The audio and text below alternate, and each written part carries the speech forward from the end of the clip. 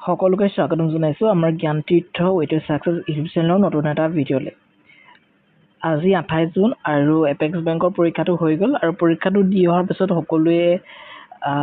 আমাৰ হোৱাটছআপ যোগে মেছেজ কৰি আছে, ফোনো কৰি আছে বহুতে।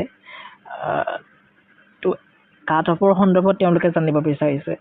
তো প্ৰথমতেই মই কৈ দিওঁ, যদিও ভিডিঅ'টো আজি কাট অফৰ ওপৰতে আমি বনাবলৈ গৈ আছোঁ, আজি ভিডিঅ'টোত কোনো কাট অফ এক্সেক্টলি আমি কাট অফ মাৰ্কটো আজি কৈ নিদিওঁ, কাৰণ সেইখিনি কৰিবলৈ কিছুমান আমি আচলতে কিছুমান কাম কৰিবলগীয়া থাকে। এতিয়া তাৰ কাৰণে মই আমাৰ টেলিগ্ৰাম চেনেলতে হওক আৰু আমাৰ ইউটিউব চেনেলৰ কমিউনিটি পোষ্টতে হওক মই পল দিছোঁ। সেই পলকেইটাত আপোনালোকে এটলিষ্ট এটেম্প কৰিব। এটলিষ্ট 1000 ভোট আমাক লাগিব। সেই 1000 ভোটৰ সন্দৰ্ভত আমি চাম, এনালাইচিছ কৰিম। এনালাইচিছ কৰি পানি আপোনালোকক কাট অফ মাৰ্কছটো তেতিয়া আমি প্ৰভাইড কৰি দিব পাৰিম। এটা এক্সপেক্টেড কাট অফ যে ইমান হ'ব পাৰে। এতিয়া ঘপককৈ মই কিবা এটা কৈ দিব পাৰোঁ, কিন্তু সেইটোৰ কোনো মূল্য নাথাকিব। গতিকে সেই ধৰণৰ পোল বা ভোটৰ যোগেদি যেতিয়া আমি কৰিম, তেতিয়াহ'লে সেইটো এটা একচেপ্টেবল এটা ৰেঞ্জ হ'ব। চ' সেইকাৰণে সেইটো মই সকলোকে ৰিকুৱেষ্ট কৰিছোঁ। মই লিংকটো ডেছক্ৰিপশ্যনত দি দিম, নহ'লেও আপোনালোকে আমাৰ কমিউনিটি পোষ্টত গৈ ভোট কৰিব, নহ'লেও টেলিগ্ৰামত ভোট কৰিব। ঠিক আছে, দি থোৱাই আছে। টেলিগ্ৰামত মই বাৰু পিন কৰি দিম। ঠিক আছে।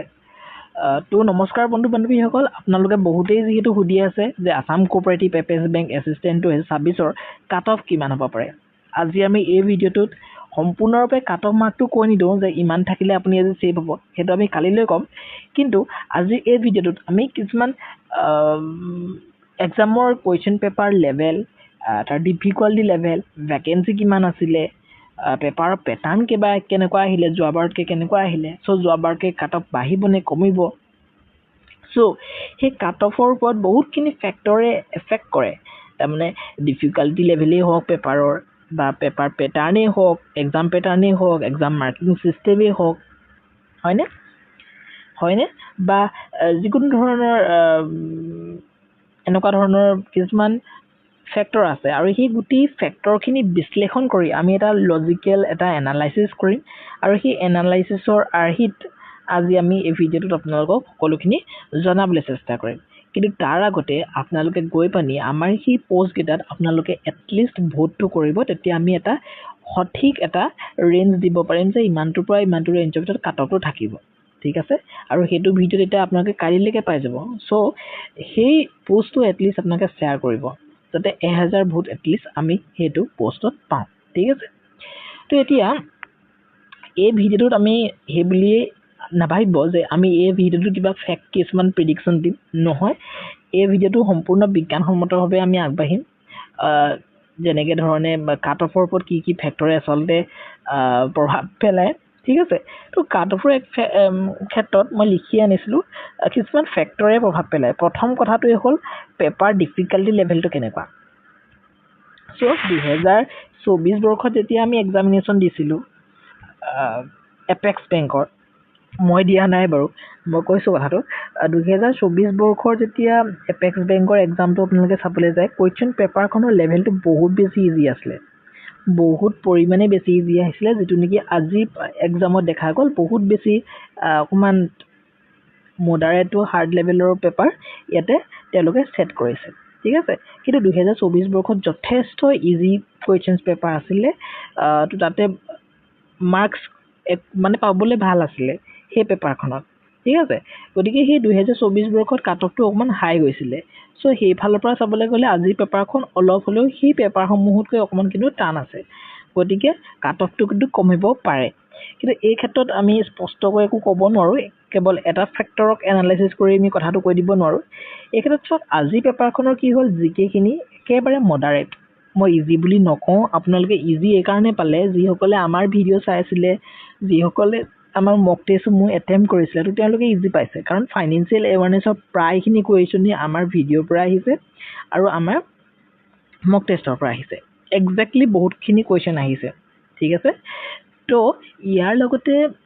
জিকে মানে অন্য ধৰণৰ বেলেগ জিঅ'গ্ৰাফি বা হিষ্ট্ৰী এইবিলাক একেবাৰে স্কিপ কৰিছে যোৱাবাৰ আছামিজ লিটাৰেচাৰৰ ওপৰত বহুত কুৱেশ্যন আহিছিলে যিখিনি কি যথেষ্ট সহজ আহিছিলে বেছিক কুৱেশ্যন আহিছিলে কিন্তু সেইবোৰ একেবাৰে স্কিপ কৰি দিছে এবাৰ ফাইনেন্সিয়েল এৱাৰনেছৰ ওপৰত কুৱেশ্যন দিছে যিবিলাকে ফাইনেন্সিয়েল এৱাৰনেছ এবাৰ অকণমান হেৰি কৰিছিলে মানে পঢ়ি যোৱা নাছিলে সেইসকলৰ প্ৰব্লেম হৈ গৈছে গতিকে ইজি আৰু টাফ বা হাৰ্ড এনেকুৱা ধৰণৰ কোনো আচলতে শব্দই নাই অভিধানত মই ক'বলৈ গ'লে অভিধানত শব্দ আছে একচুৱেলি এই প্ৰিপেৰেশ্যনৰ যিটো ষ্ট্ৰেটেজি ইয়াতে এনেকুৱা ধৰণৰ কোনো শব্দ নাই কিন্তু আমাৰ কাৰণে ইজি কোনবোৰ বস্তু হয় আমাৰ কাৰণে ইজি কোনবোৰ বস্তু হয় যিবোৰ বস্তু আমি নিজে জানো এতিয়া ফাইনেন্সিয়েল এৱাৰনেছৰ টপিকসমূহৰ কুৱেশ্যনসমূহ আপোনালোকে আমাৰ মক টেষ্টত কৰি 10খন মক টেষ্টত কৰিছে ধেমালি আৰু আমাৰ ভিডিঅ'সমূহত কৰি আপোনালোকৰ সেইখিনি আহি গৈছিলে চ' সেইখিনি আপোনালোকে জানে কাৰণে আপোনালোকৰ কাৰণে সেইটো কি হৈ গ'ল ইজি হৈ গ'ল এতিয়া RTGS real time gross settlement তাৰ মিনিমাম ট্ৰানজেকশ্যন কিমান হয় সেইটো কি ইজি কুৱেশ্যন সেইটো যিসকলে পঢ়া নাই তেওঁলোকে নোৱাৰে চ' ইজি আৰু টান তেনেকুৱা ধৰণৰ কোনো শব্দ নাই গতিকে আজিৰ জিকে পাৰ্টটো ইজি নহয় মডাৰেট আছিলে আপোনালোকে পাৰিছে আপোনালোকৰ কাৰণে ইজি বাট এইটো সকলোবিলাকে যে হ'ল চাবলৈ গ'লে সকলোখিনি কেণ্ডিডেটৰ কাৰণে এইটো মডাৰেট লেভেল হয় ঠিক আছে যদি বোলে লিটাৰেচাৰৰ কিবা কুৱেশ্যন আহিলেহেঁতেন জয়মতী কিমান চনত প্ৰকাশ পাইছিলে ইণ্ডোমালতী কিমান চনত প্ৰকাশ পাইছিলে অসম সাহিত্য সভা কেতিয়া হৈছিলে তেতিয়া ক'লোহেঁতেন যে ইজি আহিছে এনেকুৱা ধৰণৰ কুৱেশ্যন অহাই নাই আজি এক্সামটোত চ' জিকেটো মডাৰেট ঠিক আছে কিন্তু যোৱাবাৰ জিকেটো একেবাৰে ইজি আছিলে কাৰণ যোৱাবাৰ ফাইনেন্সিয়েল এৱাৰনেছ অহাই নাছিলে খুব কম কুৱেশ্যন আহিছিলে 10টামান কুৱেশ্যন আহিছিলে আৰু লিটাৰেচাৰ অসমীয়া লিটাৰেচাৰ কুৱেশ্যন বেছি আহিছিলে বহুত বেছি কুৱেশ্যন চ' যোৱাবাৰ ইজি আছিলে এইবাৰ কি হ'ল মডাৰেট হ'ল ঠিক আছে অকণমানটো টান হৈছে ইংলিছটো কি হ'ল ইংলিছটো এইবাৰ মডাৰেটেই হয়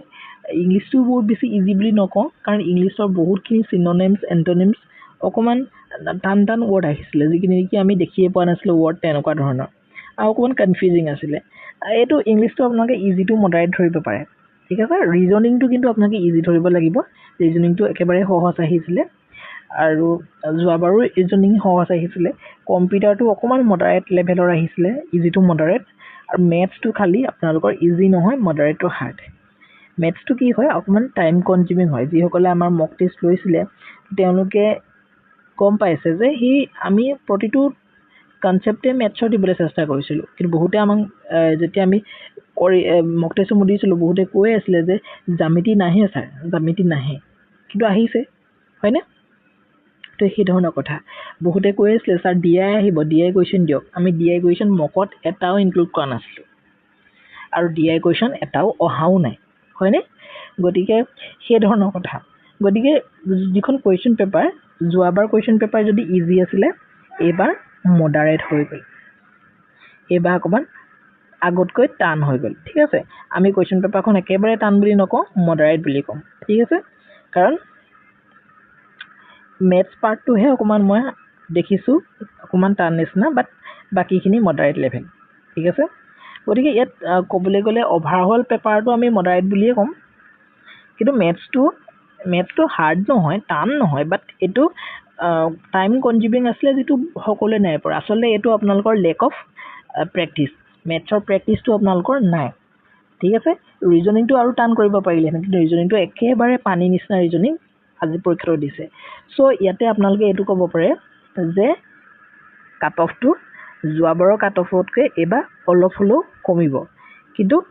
ইয়াতে আৰু ফেক্টৰ আছে আমি সেইখিনি ফেক্টৰো ইয়াতে আলোচনা কৰিম দ্বিতীয় ফেক্টৰটো হৈছে পেপাৰৰ পেটাৰ্ণ চেঞ্জ সম্পূৰ্ণভাৱে পেপাৰৰ পেটাৰ্ণ চেঞ্জ হৈ গৈছে কাৰণ যোৱাবাৰ আছামিজ লিটাৰেচাৰ কুৱেশ্যন ইমান বেছি কুৱেশ্যন আহিছিলে এইবাৰ আছামিজ লিটাৰেচাৰ কুৱেশ্যন এটাও নাই যোৱাবাৰ অসমৰ কুৱেশ্যন ইমান বেছি আহিছিলে এইবাৰ এটাও নাই হয়নে গতিকে পেপাৰৰ পেটাৰ্ণটো একেবাৰে চেঞ্জ হৈ গৈছে যোৱাবাৰ 100টা কুৱেশ্যনত 100 মাৰ্কছ আছিলে তাৰমানে এটা কুৱেশ্যনত 1 মাৰ্ককৈ আছিলে এইবাৰ 125টা কুৱেশ্যনত 100 মাৰ্ক তাৰমানে সময় একেটাই কিন্তু কুৱেশ্যন বঢ়াই দিছে তাৰমানে টাইমটো বেছিকৈ লৈছে তাৰমানে এটা কুৱেশ্যনত আমি টাইমটো কমকৈ পাইছোঁ সেইটোৱে কথা নহয় জানো গতিকে এই ক্ষেত্ৰত বহুতৰে কুৱেশ্যন কৰিবলৈ থাকি আহিছে চ' সেইকাৰণে ইয়াতে আমি ক'ব পাৰোঁ যে কমিব পাৰে কাট অফ ঠিক আছে ইয়াতে যদি চাওঁ অৰ্থাৎ কুৱেশ্যনছ বাঢ়িলেও টোটেল মাৰ্কছ একেই থাকিলে সেয়েহে টাইম মেনেজমেণ্টত বহুতৰ গুৰুত্বপূৰ্ণ এটা দিশ হৈ গৈছে ঠিক আছে তো সেইটো কথা নেক্সট তৃতীয় ফেক্টৰত যদি আমি চাওঁ তৃতীয় ফেক্টৰত যোৱা বছৰ কি হ'ল পোষ্ট আছিলে কম 100টাহে আছিলে এবাৰ কিন্তু 150টা আহিছে তাৰমানে আধা পোষ্ট বাঢ়ি গৈছে তো পোষ্ট বাঢ়ি গ'লে আমি কাট অফটো কমিব বুলিয়ে ক'ব পাৰিম নহয় জানো কুৱেশ্যনো বাঢ়ি গৈছে পোষ্টটো কিন্তু মাৰ্কছটো একেই আছে চ' কাট অফটো কমাৰ চান্সেছ বহুত বেছি আছে আৰু যোৱাবাৰ কাট অফ কিমান আছিলে আমি কোনেও গম নাপাওঁ কিন্তু এটা ৰেঞ্জত ধৰা হয় যে 75ৰ পৰা 80 ভিতৰত চাগে গৈছে কাৰণ যিসকলে কেণ্ডিডেটে চিলেক্ট হৈছিলে তেওঁলোকৰ মাৰ্কছসমূহ এইকেইটা মাৰ্কছৰ ওপৰতে তেওঁলোকে আছে বুলি কৈ আছিলে ঠিক আছে 75ৰ তলত কোনো সিলেকশ্যন পোৱা নাছিলে যোৱাবাৰ ঠিক আছে চতুৰ্থ ফেক্টৰটো নিগেটিভ মাৰ্কিং যোৱাবাৰো নাই এবাৰো নাই গতিকে এইটো ফেক্টৰে বিশেষ আমি আলোচনা কৰিব নোৱাৰিম ইয়াতে ঠিক আছে নেক্সট আহিলে ফেক্টৰ কম্পিটিশ্যনটো কিন্তু 2024 চনৰ যিটো কম্পিটিশ্যন তাতকৈ কিন্তু এইবাৰ কম্পিটিশ্যনটো বাঢ়ি গ'ল আমাৰ যিখিনি কেণ্ডিডেটসকলৰ যিটো উৎসাহ স্পীডটো বেছি আছিলে চ' ইনো বছৰৰ পাছত বছৰ কম্পিটিশ্যনটো বাঢ়ি যায় কুৱেশ্যন লেভেল টাফ হৈ গৈ থাকে চ' এই ক্ষেত্ৰত আমি কাট অফটো একেবাৰে কমিব বুলি একেষাৰে ক'ব নোৱাৰোঁ ইয়াৰ কাৰণে স্পষ্টভাৱে কথাবিলাক ক'বলৈ আচলতে সেইকাৰণে মই কৈছোঁ পলকেইটা আপোনালোকে এটেম্প কৰিব এটলিষ্ট 1000 পল আমাক লাগে যাতে আমি স্পষ্টভাৱে কথাখিনি ক'ব পাৰোঁ এতিয়া মই আপোনালোকক এটাই ক'ব পাৰোঁ যে এই টপিকবিলাক যেতিয়া আমি এনালাইচিছ কৰিম পেপাৰৰ পেটাৰ্ণটো টান আছিলে আজি যোৱাবাৰতকৈ কুৱেশ্যন বেছি আছিলে সময় কিন্তু একেটাই আছিলে তাৰমানে এটা কুৱেশ্যনত যোৱাবাৰ যিমান সময় পাইছিলোঁ এইবাৰ তাতকৈ কম সময় পাইছোঁ সেইটো এটা পইণ্ট হৈ গ'ল ঠিক আছে পেপাৰৰ পেটাৰ্ণটো চেঞ্জ কৰি দিলে যোৱাবাৰ লিটাৰেচাৰ কুৱেশ্যন বহুত আহিছিলে এইবাৰ কুৱেশ্যন নাই অহা তো সেই ধৰণৰ মানে যিবিলাক টপিক পঢ়ি গৈছিলে সেইবিলাক টপিক নাই অহা মেথছটো ইমান বেছি টাইম কনজিউমিং কৰি দিলে বহুতে টাফ পাই গৈছে তো এই ধৰণৰ বহুতবিলাক ফেক্টৰ লগ লাগি আমি ক'ব পাৰোঁ যে যোৱাবাৰতকৈ কাট অফটো অলপ হ'লেও কমিব হয়তো যোৱাবাৰ 70 to 75 আছিলে তো এইবাৰ প্ৰায় 70 to 75 বা এনেকুৱা ৰেঞ্জতে ৰখি যাব একেটা ৰেঞ্জতো ৰখি যাব পাৰে ঠিক আছে তো এইটো জেনেৰেল কেটেগৰী চেপছ কৰি এইবিলাক মই এনেহে লিখি দিছোঁ এইবিলাক নহয় এইবিলাক এটা ৰেঞ্জ মই ধৰি লৈছিলোঁ কিন্তু অহাকালি যেতিয়া আপোনালোকে গোটেইখিনি পল কৰাৰ পাছত এইটো আমি সঠিককৈ ক'ম ঠিক আছে এতিয়া এক্সপেক্টেড বুলি মই নকওঁ একো ঠিক আছে তো কেটেগৰী ৱাইজৰ ইয়াত কথাই নাই ইয়াতে এপেক্স বেংকত সেইটোৱে ভাল কোনো ধৰণৰ OBC জেনেৰেল কেটেগৰী এনেকুৱা ধৰণৰ কোনো কেটেগৰী কথা ইয়াতে নাহে ঠিক আছে বাকী সিমানখিনিয়ে বহুতে সুধি আছিলে কাৰণে ভিডিঅ'টো বনালোঁ কি ফেক্টৰে কাট অফত এফেক্ট পেলাব এতিয়া নিজেও গম পাব যিহেতু ক'লোৱে প্ৰথম কথা আপোনালোকৰ পেপাৰ ডিফিকাল্টি লেভেলটো কেনেকুৱা আছিলে আজি পেপাৰখন যোৱাবাৰতকৈ ডিফিকাল্ট আছিলে অকণমান হ'লেও টান আছিলে পেপাৰ পেটাৰ্ণটো চেঞ্জ হৈছে আগৰ পেটাৰ্ণটো ইজি আছিলে এইবাৰ পেটাৰ্ণটো অকণমান টান হৈ গুচি গ'ল আগৰ পেটাৰ্ণৰ কুৱেশ্যন কম আছিলে এইবাৰ পেটাৰ্ণৰ কুৱেশ্যন বেছি হৈ গ'ল কিন্তু টাইমটো একেটাই আছে তাৰমানে টাইমটো কনজিউমিং মানে কমি গৈছে আৰু মেথছ কুৱেশ্যনত টাইমটো কনজিউম হৈছে হয়নে নহয় নেক্সট ভেকেঞ্চি এবাৰ বাঢ়ি গৈছে কিন্তু আগতে কম আছিলে চ' সেইকাৰণে এটা প্লাছ পইণ্টো আছে এই ধৰণৰ টপিকবিলাক আমি এটা ইনক্লুড কৰিছোঁ গতিকে নিজেও চাই ল'ব পাৰে আৰু আমি আজি এক্সপেক্টেড বুলি একো কাট অফ নকওঁ মাত্ৰ আপোনালোকে বহুতখিনি কৰক পলখিনি কৰক অহাকালিলৈ খুব সুন্দৰভাৱে আলোচনা কৰিম ইয়াতে আমাৰ ইবুকৰ কথা বহুতে সুধি আছিলে বহুতে ফোন মেছেজ কৰি আছে তো ফোনসমূহ ইমান ধৰিব পৰা নাই একচুৱেলি আমি ব্যস্ত আছোঁ চ' ইয়াতে কৈ দিছোঁ ডিৰেক্টৰেট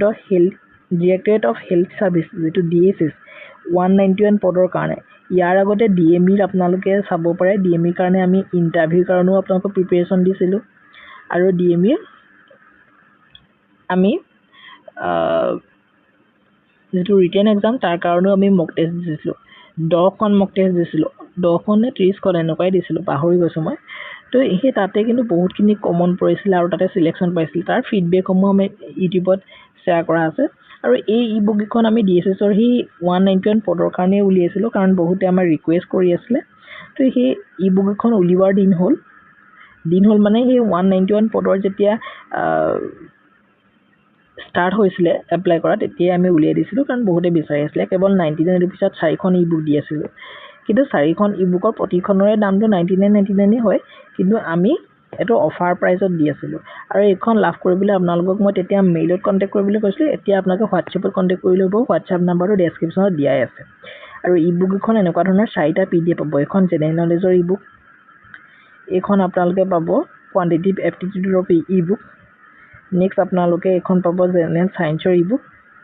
নেক্সট পাব আপোনালোকে এখন জেনেৰেল ইংলিছৰ ইবুক এতিয়া যেহেতু সময় আছে ডিএছএছৰ কাৰণে গতিকে এই ইবুক এখন লৈ যিখন স্মাৰ্ট সিলেবাস